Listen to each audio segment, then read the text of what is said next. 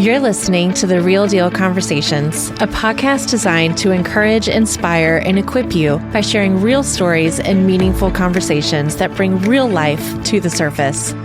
I'm your host, Megan Deal. Let's dive in. I'm here today with Phil Wickwar. Phil is actually a friend of recent guest, Chance Potts. John Perry introduced me to Phil. He didn't introduce me to Phil, but I asked John about, do you know anybody with good character and integrity? Somebody who has a story that is going to encourage and inspire and bring hope. And immediately the text message came through with Chance Potts and Phil Wickwar. So Phil, thank you for coming on the show. Awesome. Thank you. Thank you for having me. Very humbling and a big honor. So thanks. Thank you. Well, Phil, so your story, I actually listened to you previously on The Riff, which is North Point's podcast. And I had talked to Phil before hearing him on The Riff, but I was like, if he's coming on, I'm going to hear, what it sounded like over there. I cried in his story because there was so many things that you said that honestly, what I said to Coach Perry's wife? I saw her and I was like, hey, I just listened to his episode and I'm going to let you know he's not normal in a good way. Like the perspective he has is not your typical perspective. Yeah. It was powerful, like not normal in a powerful way. And so I'm really excited about this. So let's talk about your background. Like let's tell people who Phil was, for a good amount of time. So you grew up in Springfield. Let's talk about your family and. Yeah. We have a connection there because I cry when I listen to my story too. So no, I'm very emotional, guys. So I was born in Kansas. That's where my family's from. Farming background. Mm-hmm. So that plays into just work ethic. Right. I mean, work ethic is, and then we celebrate food. Everything's about food. That's that's a love language of ours. Yeah. Okay. So we moved to Springfield. One of the things that's really fun to get to do this again is I walked away from the Riff thinking, I really didn't give my father enough credit. Nobody's perfect. He's not perfect. He's 89. He's over at Castlewood. But, throughout my whole life, as I listened to influential people, he ended up selling insurance for 40-some years. In the 70s, he was a regional marketer and speaker for Zig Ziglar. What? Yes. And would put on, I'm going to call it clinics because I can't think of the word. Sometimes my words leave me. But for young kids, there's kids in like Mountain Grove that still remember my father, and it was all Zig Ziglar stuff. I can remember almost being embarrassed. One, because I thought the name was so ridiculous, And one thing Zig Ziglar had was he had this wooden coin that said TUIT. Because if you were asked to do something, somebody said, I'll do it when I get around to it. It was a round and a to it. And they would flip it. And that stuff, when you're 15 years old, you're not very secure in your skin. That stuff was so awkward to me. I can remember the thought, why can't my parents just be normal like everybody else? And they'd answer the phone, like, how are you doing? I'm super good, but I'll get better. And I just like, oh my gosh, But my parents played a huge role. Fantastic family. 3 sisters, older sisters. Mm-hmm. That's unique. Mm-hmm. That might have been the point you cried. That was worth shedding a tear. But, and it was 8, 6, 4, and then me. Yeah. And the 4 was the sister that's 4 years old, complete sister relationship. Mm-hmm. Okay. The other 2, a couple extra moms. Yeah. Just a couple extra moms. Birth order. Yes, no doubt. And what's really funny, my oldest sister's a pharmacist now. Was she the firstborn? Firstborn, very smart. Mm-hmm. Everything's perfect. Stay out of her room. Mm-hmm. Just a wonderful lady. But as she had her kids in high school, because I was a coach, she used to call me for like advice. And I'm like, wait a second, Yeah. you're a pharmacist. I got a PE degree. Yeah. Why are you calling me Yeah. for advice? But, that was my first vision of intelligence comes. And one of the things I taught in class comes from so many different angles. Some people are artistically brilliant. Some people are common sense brilliant. Some people are book smart. And so that journey, but it was a good life. I played high school football. I was very average, and I mean that. It's not self-deprecating.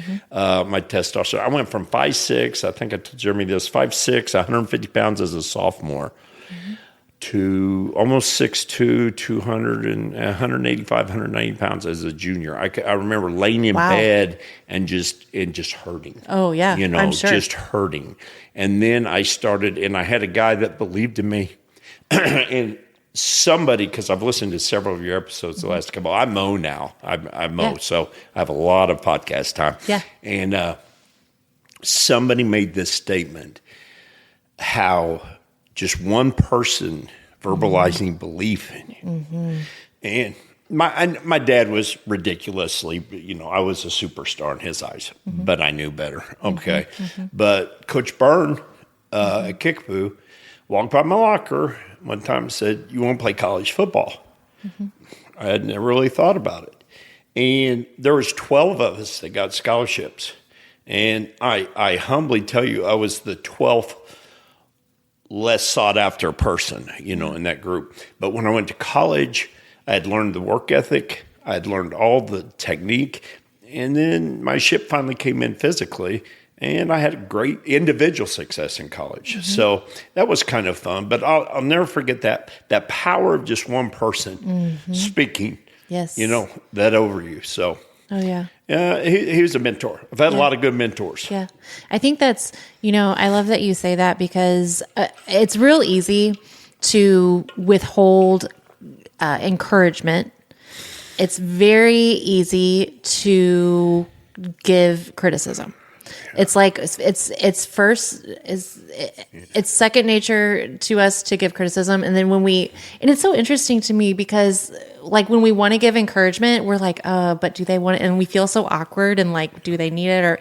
But then when there's like a criticism, we're like immediately there, to give it. And so I think that's a power to, when you have an encouraging word to give to somebody, give it.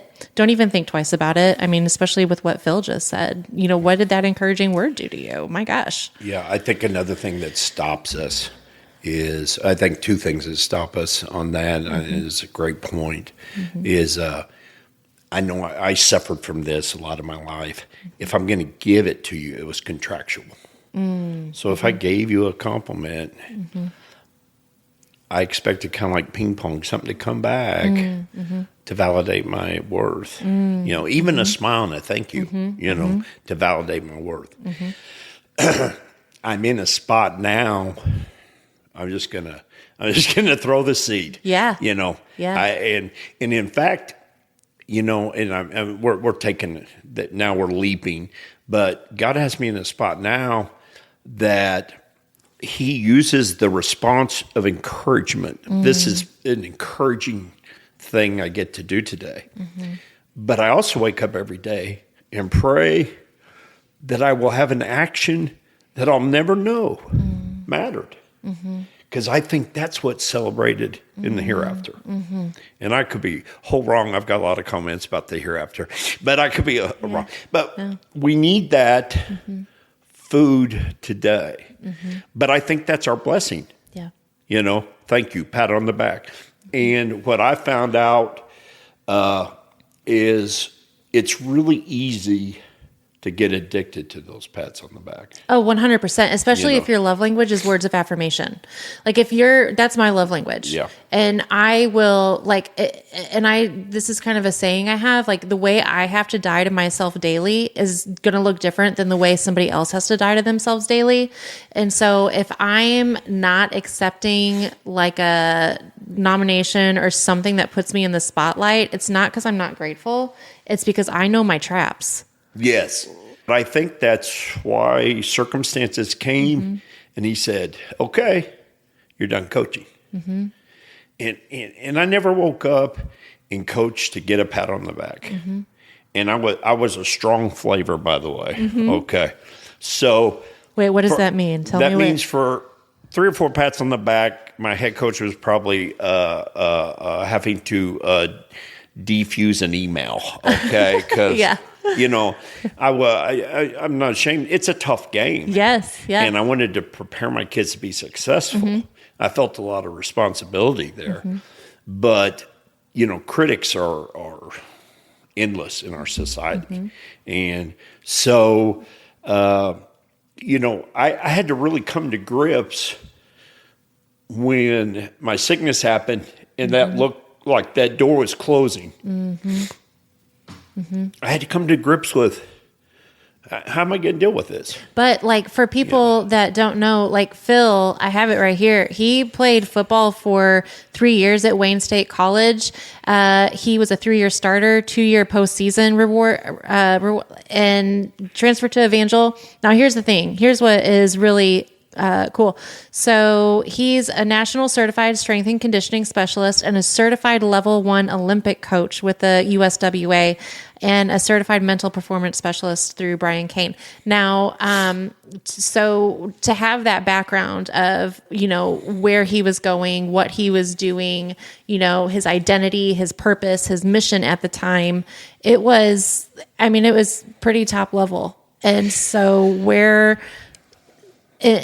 having that, which was what was that key moment? What was the key moment that switched it? Well, thanks for not looking up my record as a head coach because it wasn't that great. Okay. So, I really appreciate that. And I heard John whining about a 4-7 record, and I thought, big guy, stay in your lane. Okay. His lane is success. If you want somebody on to tell me how rough it is, then I will. But, I think it's this. I was at a spot and I did those things and you try to bring value to your kids. It's out of respect for your kids. It really is. It's like these little guys, especially in 2015, and all they have to choose from, and I'm going to go put on equipment and give of myself. Come on, I've got to match that, and so I wanted to pursue and have value, and bring them that value. And when Kevin Byrne met me in 9th grade, I benched 85 pounds. I know it's hard to believe. Okay, there was 100 young men at freshman football at Kickapoo. Now I think of this a lot.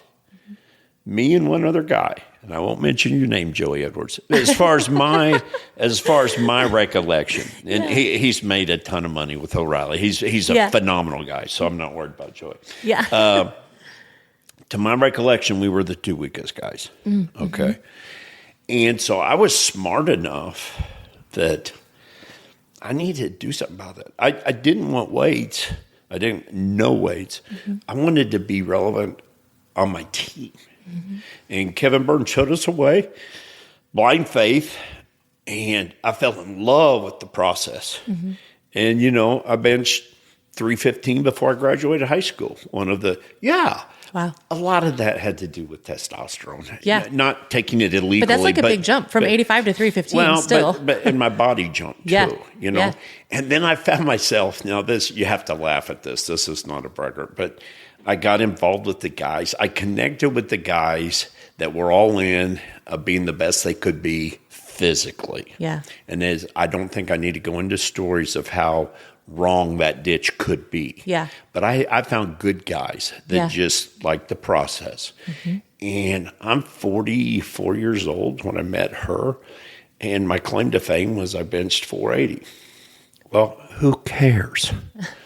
Who cares? I woke up. I couldn't raise my arms past my head. Why am I doing this? Something that was positive to me. And we get in these, habits, and I don't even know. And bless her heart, I was surgery free when I met her. She was 40 and I was 42.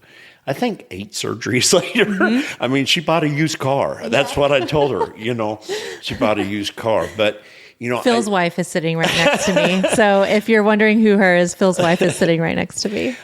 I transitioned through my physician, who was awesome, about 5 years ago, and COVID really hit me, and I started, why am I lifting heavy weights? And that's where identity started flirting with me. And so Dr. Maska started me on, and we started playing a game and saying, how much can we move this blood work? Because it wasn't good every year. So I'm like, awesome. And for 5 years, we did it. And it was fun. And what I used to call workout was now, I was walking with the ladies with my little headlamp, and we'd wave at each other in the morning. It wasn't quite I love that. It wasn't quite the, get the squat belt on, you know. But I pursued that. Well, John Perry comes in, and we crossed paths, not personally, with a lot of, I did a lot of culture things with my position group because they were done for me. I didn't know it. They weren't intentional. It wasn't as organized. But when John came in with all the mental health stuff or mental wellness, and it so paralleled everything. I've got a master's degree. I got 2 national certifications. I'm like, this is the same process. But you can develop your, and it just makes sense. Okay, it's not going to grow intentionally. And at the same time, or probably a year or 2 later, and I've had a faith in Christ. I've had a relationship with Christ for about since I was 16. But a lot of mine was, I want this, Christ, come with me. And if you do it, when I'm accepting the award, I'll give you the glory, whatever. And so I fell in love with the mental growth piece, and Carol Dweck and all those books, because it just made so much sense to me. I was 50 years old, but I'm like, I've kind of studied this for 40 years. And now it's making sense, or 30, okay? And during that time, it hit me. My spiritual life grows the same way. And consistency, identity, I call them standards now. John calls them core values, but just completely flipping. Back in the 70s when my dad was with Ziegler, it was all about goals and Lou Holtz and goals and goals and goals. And the thing about goals, I was really good about setting a goal. I could put myself through a lot of challenges if I knew in 3 months it was over. If I knew in 2 months it was over. And goal setting gave me a lot. But the problem is, if you reach for 4 months, you put everything you had, heart and soul, into something, and you come up short, it crushes you. That's the difference between goal setting and just committing for growth. So those 3 things, I feel like I've been on the fast track because in my mind, they parallel each other. And then, and I don't know, I just think, just to be completely transparent with you, I've done some, so I retired and I started mowing. I've done 6 presentations and 3 or 4 podcasts, and a lot of my, on mental wellness. Because I think so many people are missing the boat, and it's an easy sell. And being your own, my title is be your own hero. It's in there, but that's not motivating me like be all you can be in Christ. Digging and fighting for His purpose. Which is kind of leads us into, and this is where like your perspective in that, when I was listening to you on the riff, it was different things that you said with your relationship and your faith that made me go, that's a man who truly is in relationship and follows Jesus. Like those are things that only can be understood if you are actively reaching out to your Father. And so it was powerful. It was encouraging to me. But before we get into that, you were coaching. Let's go back to you. Were coaching. Oh no, you're fine. You're fine. You were coaching with Coach Perry. Yeah. And that's kind of where everything happened, was in that your life event that we're about to talk about. Oh, yeah. Was in that setting, actually. Yep. And everybody thought, because I'm very emotional. Okay. Not apologizing. That's just who I am. And so I get exercised. And so everybody, when they heard Coach Wickwar had a stroke, I'm sure they all had a visual image. But what I was doing is, John was gone. I was a coordinator. We were kind of taking our kids through summer activities, like your strength speeds thing. And I'm very proud of my work ethic, but I'm kind of ADHD too. And when I go home, I always like to like really focus on my home or recovery or relaxing. So I'm at work and I'm way behind on some computer skills, which I'm slow at. And so John was gone. So I told the other coaches, because I was kind of, title wise, I was kind of up there, and I said, you guys take this today. I'm going to sit in here in the office and work on my playbook. Yeah. And they're awesome. I mean, that group over there is fantastic. I, real quick, love the football coaches. Oh, they're like, incredible. they're probably, my kids do a lot of sports. Yeah. Don't tell anybody, but the football coaches are my favorite. Yeah. They're my favorite too, but I'm telling you, there's a lot of rock stars over there for kids. Yes. So I'm sitting there and I have this headache. I'm with me. I need to get some Tylenol. I live 2 blocks from the school. I'm being so lazy. I'm like, I can't. I'll hurry this up. But anyway, I ignored it. And the weirdest thing happened, Megan. I got dizzy. And I'm like, I'm shaking it off. It's not shaking it off. And I can hear people outside, but I'm in there by myself. And I just realized I can't stand up.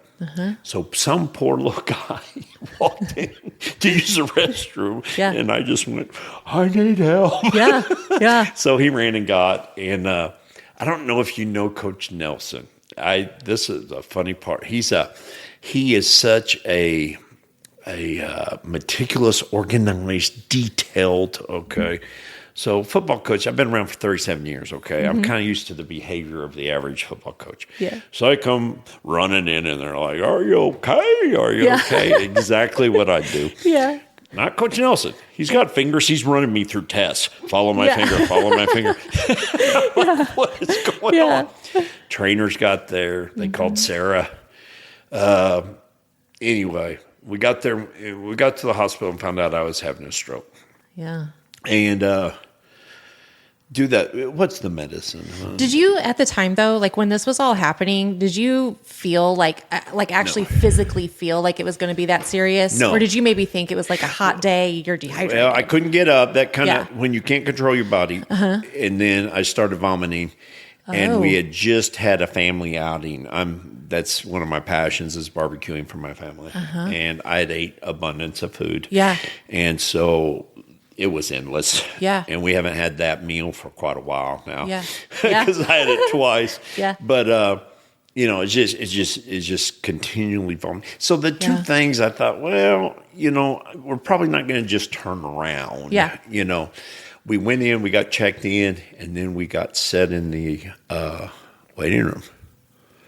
And we were arguing about this today. We remember it differently. But I remember the only thing that scared me was my throat started shutting. Oh, that's terrifying. And I couldn't swallow. So I remember pushing spit out of me because I could feel it building up, and I was pushing spit out of my mouth. And one of the things I remember is kind of maybe throughout my years, those poor little kids that don't swallow very good. And being judgmental, maybe about eating, not judgmental, but going, oh, I don't look at that. And then it's happening to me. And I'm thinking, I don't really care what you... In the ER room, it's happening. Or the waiting room. The waiting room where people are around. I guess, Sarah shared with me today, and a lot of this next 4 days, I have to ask for my family, because that's what God's so good about, just protecting you. But she said my vision started. As soon as they realized Yeah. the care was phenomenal, but they wheeled me in. The medicine is called, I'm sorry, it's a 3-letter, and I'll say something like STP oil, okay, but it's a 3-letter. But I had a blockage in the back of my head. Wow. A big scar I can show off to you. But they put you on this blood thinner to save your life. Mm-hmm. But the problem is, if you have an aneurysm, they're killing you. So every 15 minutes, they have specialists that come in, and they're applying this, and then they're taking you to get a CAT scan to make sure you're not bleeding out and stuff. And are you able, like, during all this, because this is intense. This is a lot. This is pretty intense. Are you coherent at the time? Like, are you able to go through your thought process, or is your brain just kind of blacked out? For a little bit. Okay. And then I blacked out. Okay. One of the things I do, and if anybody that's ever coached with me will start laughing if they listen to this, I cramp. I don't know. I just have a trouble cramping. I cramped today mowing. I had to stop and go get, okay. Yeah. But in recovery, it was the most painful. I was cramping while it was happening, and they couldn't give me anything, and I cramp in my abdominal, and it's painful, and I'm just, so that's probably the pain. But, from there, they did it. I went back to my room. When you have that medicine, you have to be in neurological ICU for a while. Mm-hmm. So I go back to that room, and I'm sitting there. And the next morning, my family was there, and I ate breakfast. I have no memory of this. Yeah. Zero. Yeah. I ate breakfast, which is nothing to alert them, and then I fell asleep, which is nothing to alert them. Yeah. They watched me do that for a while. Yeah. Well, one of my nurses came in, and I was incoherent. I was going into a coma or dying. What? Because my brain was swelling. Wow. So one of the nurses... 40 years a nurse. Been to Iraq, I think, twice. Stella was her name. And they called the neurological team, and they had, they're supposed to go take me to a CAT scan. They're supposed to do this. They're supposed to do that. She laid over me, started praying, and goes, "We're going to the emergency room." Wow. Probably saved my life or saved me from a coma. Yeah.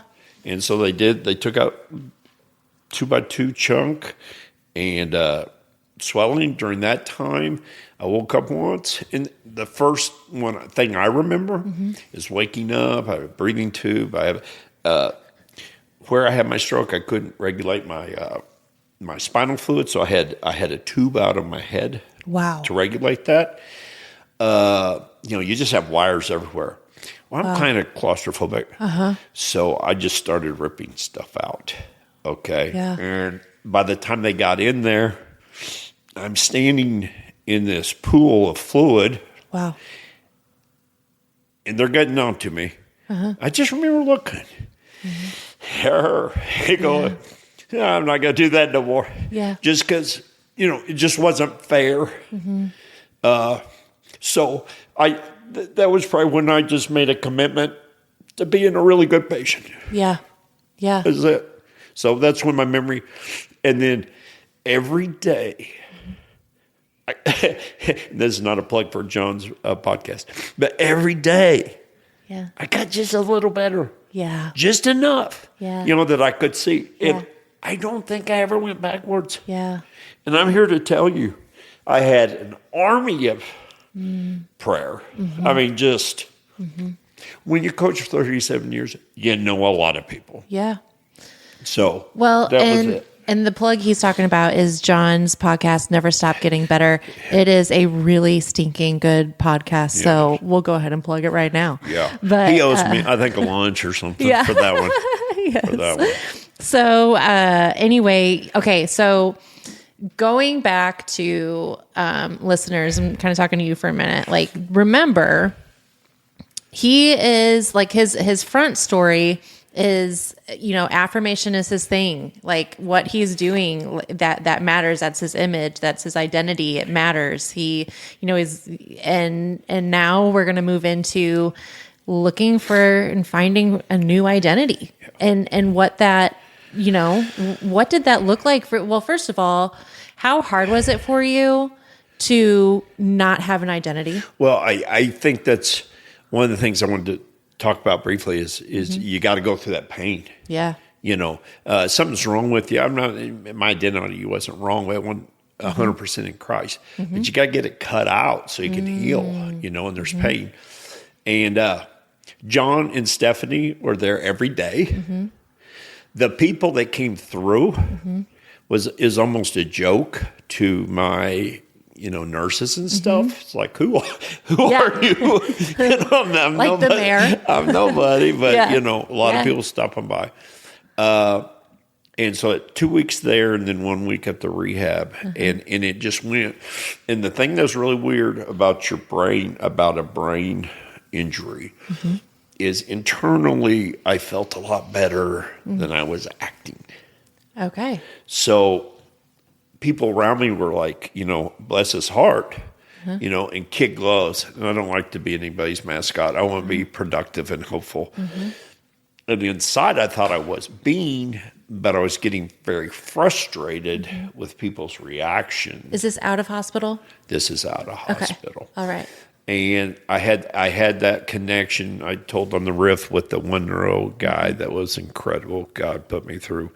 But I'm sitting there and I've got a cell phone number to one of my neurologists because we connected through Christ. Oh, that's amazing. And so I wanted to go back to work, Yeah. And he okayed me. And I've got to tell this story. The first time, we live 2 blocks. I'm not cleared to drive. I walked to work. I set my alarm, 5 o'clock. I got to be there. I'm going to be there at 6. I got to do my stuff. So anyway, I go to work, and I'm walking. I got my backpack, and I walk anyway. And I'm walking, but what I didn't realize, my endurance was really down, So I walked to the gate, and I realized I forgot all my keys. That's okay. My great friend John Gold, the Strinko, he's going to come, and I'm going to have to go down there. And, hey, John, I'm so excited. First day back, I'm so excited. I don't know what happened. Anyway, I looked at my phone, and it was 12:15. I don't know why I thought it was 5 o'clock in the morning. It was 12:15. Nobody's going to be there for 6 hours. Wow. I'm in the parking lot. I can't get inside. Like, if I had my keys, I would have went inside and just slept. Yeah. So like a little junior high boy, and she's been through it. Okay. I had to call her and go, hey, can you come pick me up? Because I was so tired I couldn't walk back. There was just a disconnect, and that happened all the time.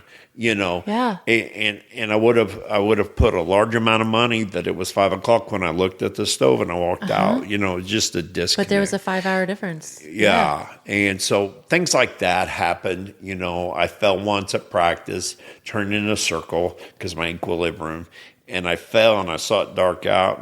And Coach Nelson, he's getting a lot of, he's a smaller stature guy, and we had not worked together. Yeah. He was brand new. And I saw him going down, and he didn't know what was happening to me. And I just kind of reached for him because I thought he just backed up. And I just landed on the ground, Yeah. So, Well, so from the time you got cleared from the hospital, how long was it before you went back and started going to do this? July 14th was my stroke. I was in for 3 weeks. They started practicing. One of the guys that was coaching my safeties, doing a fantastic job. There still is defense coordinator Rob Richardson, and we'd communicate. He's my right-hand man. We'd communicate. And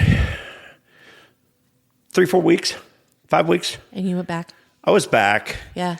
But I was going upstairs. I was not cleared for field. Yeah. I'd go upstairs. I'd watch it. I'd come. It was a disconnect. Was that for you though? Was your reasoning for going back that soon after something so major because you for your headspace you needed to have a normal, or was it just you're a high performer, or were you No. Without a doubt, 2 things happened. When John Perry came, he entrusted me with the defense.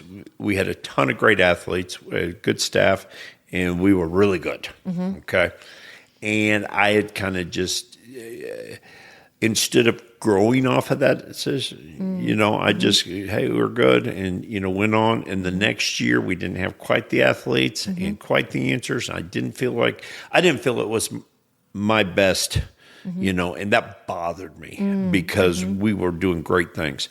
So I really got after it. And nobody knows. I mean, I went to a lot of videos and just kind of filled in the gaps where I felt awareness, I needed to grow. Yeah. And I'm here to tell you, I was so excited because I cared about those guys. I was so excited, and I respected John so much. Yeah. I'm like, last year wasn't the best. Yeah. Here's what we can do on this side of the ball, And so that was frustrating. But you're right. To driving, to being home, the fight for normalcy when you've had something like that is gigantic. And that was a big thing. And you were obviously there has to be some level of endurance and fitness to be able to be in that heat and do all that stuff. So you obviously went from being very physically capable to not physically capable. And what was that like? What was that like for you to walk through? Well, I think my lifestyle before it really helped me. Talked to John Gold about that a lot. Strength is really a big deal in life. He calls it, he's a little blunt, strong people are hard to kill. Yeah. Okay, John, back up. We know you're a strength coach, but I do think it pays off, Now, Nixa High School was fantastic with me, from Dr. Loden all the way down. I mean, and all those administrators came and visited me. Yeah. But I wasn't going to teach. Endurance was a big deal. Endurance was a big deal. So I went through, and those guys are in summer still, and we kind of co-worked with, I was just kind of advisor. We co-worked together. We went to our first jamboree, and then maybe the second jamboree, or first game, and in my mind, we were kind of co-defensive, but then, and it really took, this is looking back on it. The painful is people started teaching, people have kids are in front. My role shrunk. And I also think that I probably wasn't performing, don't tell anybody, quite like I thought I was. Yeah. Okay. Yeah. Which my wife tends to. And one thing that life does is it keeps moving. Yeah. It keeps moving. And so that was the personal pain. And I wanted to be mad simply because I had built up the season. Like this is, people might, I might get national. No, I never thought that way. But you thought life was going to move on. You got out of the hospital and thought life was just going to move on as normal. Yeah, and it didn't because life keeps going. And it was, it was nobody, the respect I was shown is off the cuff. Yeah. And the relationship and the respect I have, but it still hurts. Yeah. It hurts to watch it, go by. Yeah. And so anyway, we got through that, and I'm thinking, and I was going to retire anyway, and that's a money thing. I was going to retire and go down to Arkansas and double dip. That's what teachers do, and you finally make some money and blah blah blah. Well, now I couldn't work a full day. If I worked 2 days, I had headaches. Yeah. So I decided to mow, and that's another.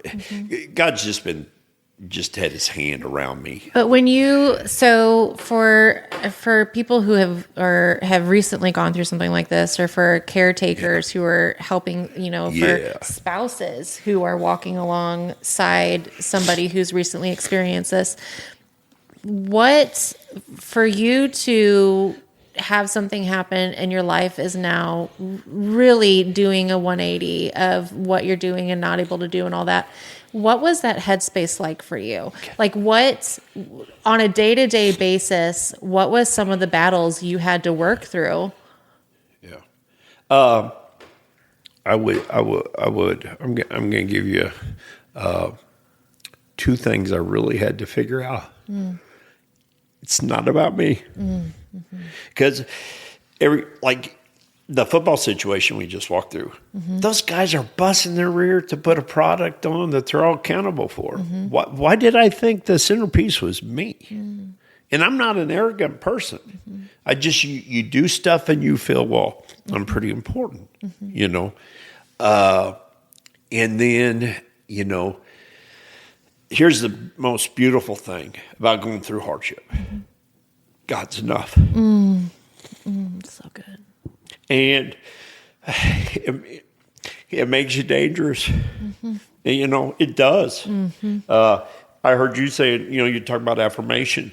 And I've heard, you know, what I remind myself every day is work for the applause of the nail-scarred hand. And Jeremy said and I don't think he knows, I don't think it was out of the Bible, but the visual was awesome for me. Yeah. He was talking about character. Yeah. And he said, when it comes to that and you make that choice to do right, Yeah. all of heaven applauds. Yeah. Now that's motivating. Yeah. You know, you're not on an island. Yeah. And then I was listening to a lady today, and I loved what she said.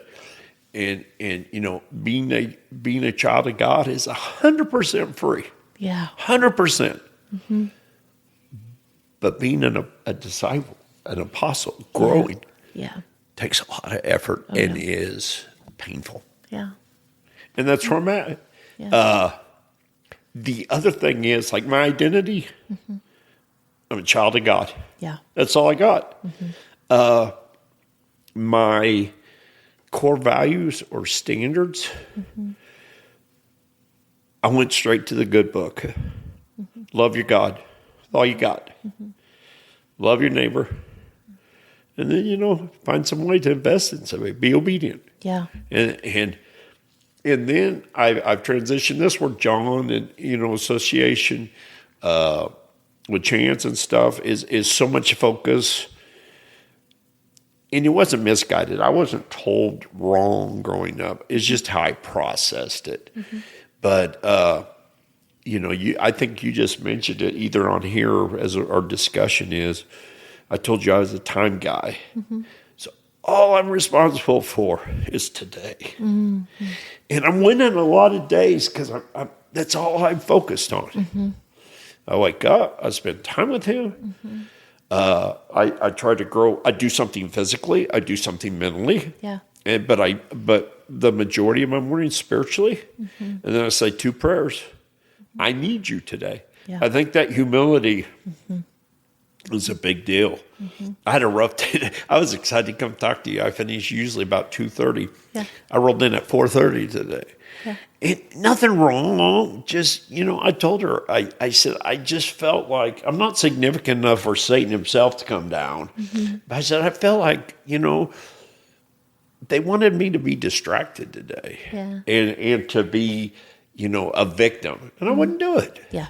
You know, so I went today, and then you reflect. And so I think this is some really non-biblical stuff that you can cut out, okay? No, but please say it. I'm to the point of this.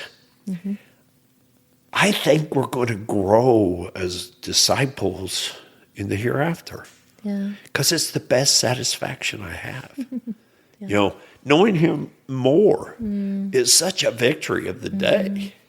You know, and then of course, I think I said this on the riff, but I'm a visual guy, so God's always given me pictures. Same. Okay? Always give me Same. pictures. Yes. And people talk about, you know, he fills your bucket. Yeah. I don't think I have a bucket because it's not about me. Yeah. I think I have a conduit. Yeah. And I think the holes, and I think I missaid this, the holes in it drip on me. I get blessed for realizing a truth. But my point in hearing the truth is to transfer it. Yes. And you know, that's why I'm sitting here. Yes. You know, and so that's just where I'm at. And you know, fail daily. And I look back and go. And you and John were talking about the winks, and the 3 or 4 really challenges in my life is when is when God's presence was overwhelming. And the first time it happened to me, and he almost started talking to me, but just like I felt it, and I would ask him direct questions, and I'd get answers. Yes. And I was 40 years old, and I remember it almost scared me. It scared me, and I'm like, I don't know if I want to be this close. It's pretty close. Yeah. But now I'm just reveling in it. Yes. Like if my mower doesn't work, I'm like, come on, I told you I need you. Yeah. But he winks all the time, and then I told Sarah some of the delays today was just some verbalization of some people that have hired me, and you just it's what you say. You give people that. That value by just talking to them. Yeah. So, and I think too, it's very easy in my experience. It's very easy. I'm like you. So mine is, I feel this pull towards people, but I've been walking in my walk for quite some time that I know when it's Holy Spirit. Like I just know. Yep. Am I always obedient right away? Is there some struggle? Is there some fight sometimes? Yes, because I'm still human, but anyway. So, but I'm with you. Like we are to transfer what the joy, the blessings, the gifts, the talents, it is to be used to be transferred. It is not given to be withheld. It is not given as a gift for us to go in our room and play with the toy at Christmas that nobody is allowed to use. Like it is given to us by our Heavenly Father, the joy, the talents, and the gifts. And you have no idea. There's so many times where I've interacted with people because I felt pulled to them, and I never would have thought that they even needed like what happened, because just visual, and then it happens, and I do the thing that I feel the Holy Spirit is telling me to do, and I'm like, oh shoot, Lord, you knew what you were talking about. And it's powerful. Well, and that feeling is why I don't need. If I say something positive to her, I don't need her to verbalize something back on how it affected her, because if I was prompted by the Holy Spirit, you already get that satisfaction. Yeah. And it's, you said earlier seeds. It's exactly what it is. It's seeds. And I think so many times, and I'm sure I know there's various reasons why we tend to want to see a growth immediately from like a seed we planted. I think it's human nature. Yeah, ego, and like this is, whatever. Anyway, but when you are doing things in kindness, encouragement, giving the lady next door cookies, whatever it is, and you don't see the praise or you don't see the growth, if it's somebody who's struggling and you're planting seeds and you're like, but I don't see growth immediately, therefore I'm not going to do this again because I didn't see what I thought I should have seen. That's ego. That's about us. We are seeds. When you plant a seed in your yard, how often do you see a leaf or a root sprout up immediately? Never. That's not, like, come on now. So just know, like, you're planting seeds, and that's faith. That's knowing that at some point something is going to sprout. And if you're, another visual I have for you, if you're like, I'm not a gardener, that's a stupid visual. Okay. Well, if you're an athlete, if you work out, when you are lifting the weights, does a muscle form in your arm right away? No. But do you tend to still go to the gym every day? Yes, because at some point there's a strength that's going to develop. So think of it like that, internally and outwardly with the seeds you're planting. You're planting them because at some point, even if you never see it, it's going to do something for that person. Yeah. And God's so good. Mm-hmm. And like John grabbed this.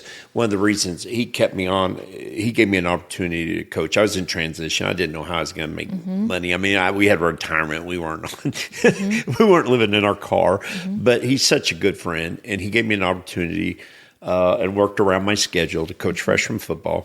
And they have such a great culture over there, and I had a blast. And I'd never coached that level. I'd coached collegiate, and so I was like, I don't know, but that group was a blessing to me. But after I told him, I said, John, and realizing that, I then advanced and I said, John, I said, he probably let me die coaching ninth grade football over there, because we're friends. And I said, what I felt bad about is I said, there's a young coach that needs to be a part of this to learn how it's done right. And that sounds sad, but it just, and then for her, it was like, yeah, and I'd like those 40 hours a week back. Yeah. So, but it's, just the seasons of our life is just, so cool. So wait, the transition, let's talk about that real quick. Okay. So transitioning out of coaching and into, doing lawn care. Yeah. And what is it, everything now. So what would you say to somebody who is new to this season, or if they're a caretaker who is new to the season of walking alongside a spouse or like a close circled loved one, what would you say to them in a few things? Let's start with this. What would you say to them in the healing process? I just have the recovery process. Have people pray for you. Have people pray for you. I mystified doctors with where I was at from where, I even told my rehab guy, he was an awesome guy. I'm like, he's like, I don't understand. Yeah. And I go, well, I do. Yeah. And the one thing I will say, and this doesn't answer your question, I'm sorry, but the one thing I'll say, no, I will answer your question. Don't feel sorry for yourself. Yeah. Because everybody's fighting something. And thanks, babe. Our 6-month checkup, you're supposed to recover maybe 80% by then or whatever. I'm still recovering. Okay. But 80%. And I walk in there and I remember being frustrated. I'm in transition and feeling sorry for myself a little bit. And you get tired. And I'll get emotional. 2 young guys came in at different times, a lot younger than me, extremely impaired. And I'm like, perspective. What am I feeling bad about? So God has a way of checking yourself, and then one thing I do, because everybody goes through something, and every morning I get up, I do my gratitude journal, and then I write out my prayers, and it's crazy the number. I think I 13 or 14 today, of just people in my circles that I know these are life battles they're dealing. And it's one of the things I've started doing is praying for the families. They don't get enough attention. I'll never forget her. I didn't realize it was all about me. When you're fighting for your normalcy, well put, you have to be a little selfish. And it's about me. It's about me. It's about me getting better. And I had been to practice one day, and I walked in, and I'm the emotional one in the relationship. She's not that emotional. Okay, she's incredible, not that emotional. And I was sitting on the couch, and I yawned. And I'm a big guy. I don't know. I was a big yawn. And okay. And she came running out. She's putting her makeup on. She came running out. Well, we have a relationship. We tease each other. We start laughing. I'm like, I yawned, relax, whatever. She went back in. I then had to go to the bathroom, and I walked in, and she's broken. And that's when I realized I haven't paused to understand what she went through. Yeah. I sure took notes on what I've gone through, And so that is it. One of the coolest things, complete sidebar, sorry, I have ADHD too. I just tangent. But one of the coolest things that I pray about all the time is I had a lot of visitors. I was blessed. I valued each one of them. But when I woke up, one morning, about 3 days in, a guy named Jeff James I played high school football with. Solid young man. Well, he's not young. He's 50-some years old. But solid guy. I hadn't seen him in 20, 30 years. And he said this. He said, hey, Phil. I said, hey, Jeff. And his wife had suffered a stroke 7 years earlier. And to have somebody that was 7 years down the road from me was priceless. But I think, and when I taught in health, and I could be wrong, when I taught in health, I taught my kids, I don't need people's sympathy. It's almost condescending at 59. You know, it's nice they care. I don't need it. But empathy means they've done it. They can connect. And you mentioned your talents earlier, this and that, and I always try to grow mine and give mine to God, but I also realize it's our weaknesses and our struggles that connect us to people. Oh, 100%. I mean, you know, I'm glad the neurosurgeon was very talented. Yeah.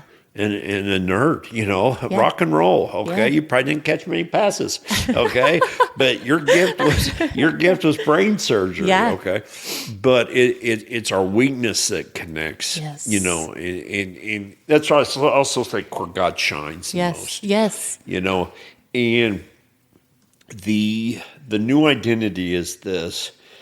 It is humbling when you go through, and I'm sure you've had it with big brothers and big sisters. You go through and maybe you're just trying to make it through a day. And some kid you can't hardly even place comes by and thanks you. And you're like, how'd they see any value? You know, I'm just teaching. God is so good at that. At taking our imperfect journey and reflecting himself because we're a child of God. So what I see, my visual is terrible, but I just really think like on the mental growth and as soon as I became a child of God, I'm just this buried, humongous chunk of brilliant gold. Yeah. And then the work is digging it out. Just digging it. And it's not, the worth is in there. He did the job. But the more I can consistently dig and the more I can expose him in my life, the more it reflects and makes an impact on people. And that's all I want to do.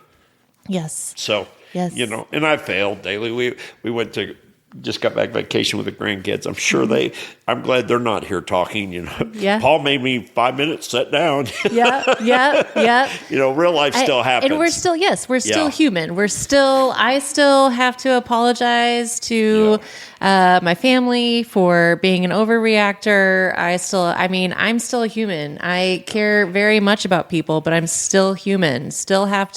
It was a few years ago, but we were buying the house, so it had been like 4 years ago now. And the realtor's assistant, I was stressed and my tone with her was not cool. And I called her later that day and I was like, hey, that wasn't about you and I'm really sorry. Still human, but just real quick, and we can edit this if you don't want to, but is there anything you would want to say to spouses to encourage them as they walk through it? Like a tidbit of encouragement? To have patience, and the Lord gives you strength when you need it. Well, here, come over here. All right, guys.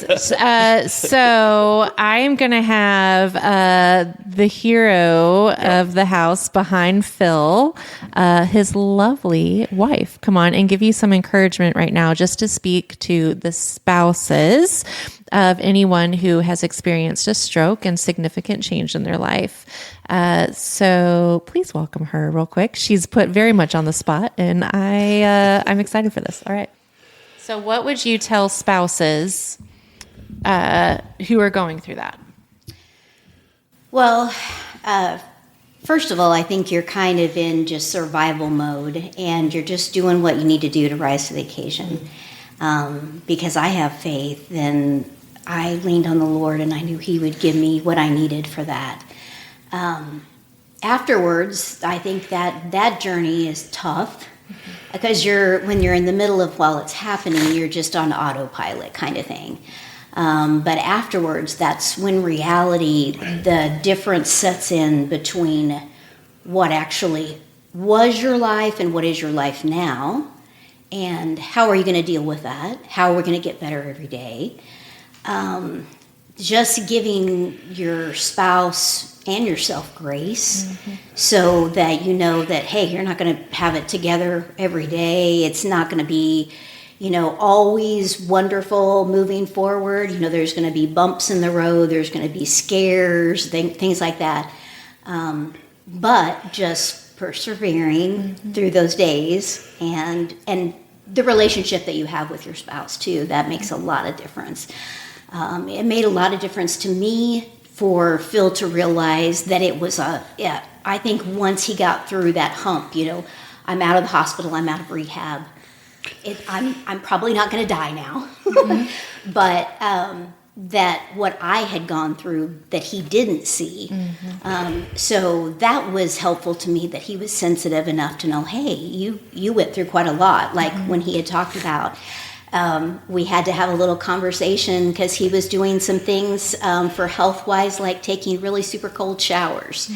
And I didn't have money for a cold plunge. Yeah, so he thought that was going to really help, and I'm sure it does, but he would yell a lot in the shower, and so much that I was like, I can't handle that anymore because I think you're having a stroke every time. Trigger. Yeah, it's a trigger. Yeah. And I didn't even realize it was happening until, it happened. Then I was like, oh, I guess that affects me more than I thought it was. Because you just get to me like, oh, I'm strong. I can push through all that. Yeah. But it's kind of, you have to be on the same page, and you have to be a team. Yeah. It can't just be one of you. You have to do it together with the Lord. Yeah. The three strands. Yeah. And I love that you say triggers, because a lot of times, especially when you don't, like if you guys hadn't had that conversation or communication, it would seem more like you're just irritated, or like why are you being, that's petty. But it's because there is a state of fight or flight that is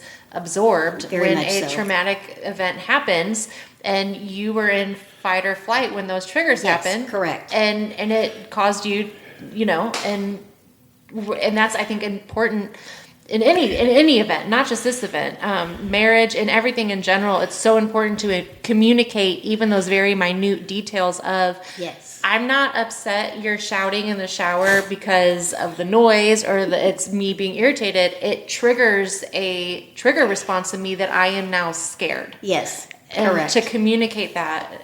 Yeah. Well, I think that's such on the mental growth side, your first step is just to don't let your emotions control you. Control your emotions, have your standards, but then I was listening today about looking through the situation through someone else's lens. And I think that's the final step.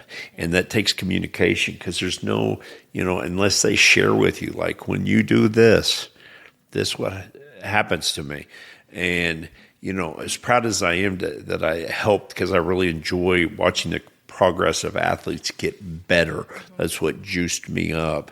I also know that in the process, I probably stepped on some toes and discouraged people, because I didn't understand there were different lenses. I just was confident in my process and who it affected, because it had affected me, So that was really good. We're blessed. I mean, I think, like any challenge, it brings you closer together and appreciate each other. Yeah. That's awesome. Well, I am so appreciative that you came on, and I'm really thankful that you came on in this last bit. You actually sound really good on here. So you're a miracle worker. I know you did. I was like, man, I'll have to pay for it all. I know. No, I was really, that was good. And I love what you said. No, it's very encouraging. As we head off here, what is something that you want to leave with our listeners as they move forward? Either one of you, something you want to leave with our listeners if they are in this journey, your one nugget of advice, not that's concrete that they can do here, whether it's something you did like, hey, I would take a walk, or I would do this to decompress from the stress, or whatever you would do. What's something you guys did to give yourselves grace? Did you take a 5-minute breather? What did you do? Let's leave them with a tool in their tool belt. Mine sounds very cliche, but it's gone through a couple tough times in my life, and it's just being in the Word every morning. Yeah. Just seeking. One of the things I said on his podcast, I'm an extrovert. I get juiced in communication, and so I became a Christian, and I would hang out with other Christians, and I would go to ministries. But I think Christ, he ministered to thousands. That's what we're trying to do here. Hung out with 12. He had 3 good friends, and I've always been blessed with good friends. But what I never did in my life was go to the garden. Just me and him. And that was the first thing Christ did. Satan attempts him. He goes, he starts quoting scripture. He goes to the garden. That's right. And, I think there's, on the flip side, a lot of introverts that have a wonderful garden experience, but they never carry it out and bless anybody with it, So that's my go-to. And I learned that, to be honest with you, with my divorce. Yeah. Because I didn't want to get it. So that was where I learned that. And the miracles are just beyond. So I had that trust. Yeah. But we get busy. Yeah. We get busy and we get our own agenda. Yeah. So and I fell back on that. When you talk about, getting in the Word and talking with him and stuff, for anybody who is not familiar with the faith space, the biblical space, praying, if you're intimidated by that, it's not talking with the Lord he wants you to be raw. He wants you to be real. He is there to hear the really hard thing. I remember laying in my bed when I was going through a really bad season, and I was crying, and I was like, man, I know you're going to use this for good, but right now I'm mad, and I'm actually mad at you because I'm going through this one more stinking time. And I was just real. I was raw. I was real, because that's my Heavenly Father. And some of you may have had a father that wasn't great, or a father that was absent. And so when I say Heavenly Father, you're like, okay, so is he actually listening to me? Because we're correlating him with our earthly father. And I totally get that, believe me. But he is good. He is consistent. He is a listening ear. He will never be absent. He's for you, and he wants to hear it. And he wants to hear the messiest parts of us. He wants to hear the things that you can't even tell your therapist because you're too ashamed of.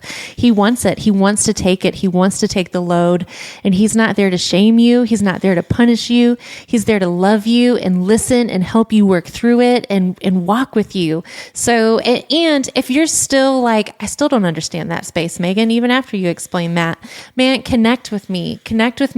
If Phil, you're open to connecting with any men, anytime, I can give you Phil's info. You can connect with me. I love coffee. If you're local, if you're not local, the real deal conversations at gmail.com. I'd love to answer any questions. I'm not a rocket scientist. Sometimes I may, be like, I'm going to point you in a direction of somebody that knows. I am a connector. So don't be embarrassed if you don't know. Don't feel like you have to leave confused. Phil and I, connect with us, and we'd love to walk you through, what that looks like and what that, one reality that's hit me in the last few months, you've triggered me to share, was that, God made Adam and Eve. Yeah. And we're so much dialogue in our culture about God being our father. He's the perfect father. He's been the perfect father. But he's also totally feminine. He made that. It took the two to show us what God was. Yeah. And one of the things I've known about every female I know, is they love to be pursued. Yeah. It gives them value. Yeah. And in my relationship with God, when I've realized that he gets so excited about me actively pursuing him because it's part of his DNA. Same with Sarah, same with my, I had great examples. He's relational. That's really, because, there are some, I think we've missed the boat a little on the total picture of God. We try to put him in a box so we can understand him. And some people don't have good. I have a good relationship with the Father, so that was always easy for me. Yeah. But I've just kind of grasped that through studying and this and that, is, take all my mother's good traits, take all of Sarah's good traits, take all. That's God, and so Even better. even better. Even And better. I don't pursue Sarah the same way as I did my father. Yeah. I mean, Yeah. that diverse personality. So Yeah. that's been part of my growth. Yeah. Yeah. Sorry, you just No, triggered I love that. I love Yeah. that. No, that's good. So yeah. So or if you guys are like, still not for me, that's cool too. There's patience and there's grace, and so there's no pressure over here. We just kind of normalizing, some of what this conversation is, just in case it feels a little foreign to you, and leaving the door open for discussion, but also being okay if that's not the space you're into right now. So anyway, guys, this was a great conversation. So thankful, Phil. Thank you for just being a blessing and outwardly focused on people and being willing to come on and be transparent in order to bring new perspective and hope to others. I really appreciate it. Well, I appreciate what you're doing, because you could just be chilling on the couch right now.